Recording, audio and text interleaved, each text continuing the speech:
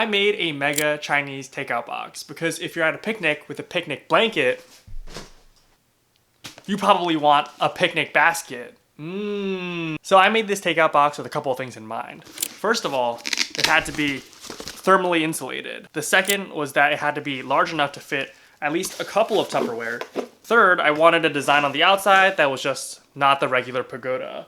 Most takeout boxes these days just have a design that says thank you on the top, but I wanted something that was a little bit different. And so here is that design process of how I made it. Once I had my dimension sized appropriately, I took an old roll of canvas fabric and then cut out my dimensions. Then I took an old grocery bag from Kohl's, cut it up, and then put it into the pattern itself. Then took some old cardboard, slid those into the panels so I could give it some structural integrity. A part of this process that I was slightly concerned about was sewing through cardboard. I tested it in the prototype itself where it could sew through it, but just to be safe, the cardboard that I was using for my actual full version was going to be a little bit harder. And so I was concerned that I was going to break my machine. Therefore, I just decided to sew around it so I could slide in the panels just in case I wanted to take it out. And I also wasn't sure that if the cardboard and fabric was stiff enough to just be able to hold itself without having the cardboard inside of it. For my design on the outside, I used the characters 便当, which in Chinese mean lunchbox, because this is just going to be my lunchbox when I go become a corporate slave again and then bring this into the office. So I decided to be very straightforward and on the nose with it. The spray painting process for this was pretty interesting. I hadn't spray painted any of this before, but I cut out my own stencils, bought some spray paint, and just gently in a couple of sprays went over. You can't really see in the final design, but I had to do some retouching afterwards with whiteout because that was the only thing that I could find that would give me that kind of precision to cover up some of the leakage that went over. And so here I have it, my full Chinese takeout box. It holds heat pretty well. I'm definitely going to be bringing this into the office and using it for whatever I can do. Performatively catching the attention of my coworkers. And then when my coworkers like, oh my God, like where'd you get this from? I'm gonna be like, oh, I made it. And I'm like, oh my God, you made it. And I'll be like, yeah, you can buy some of my products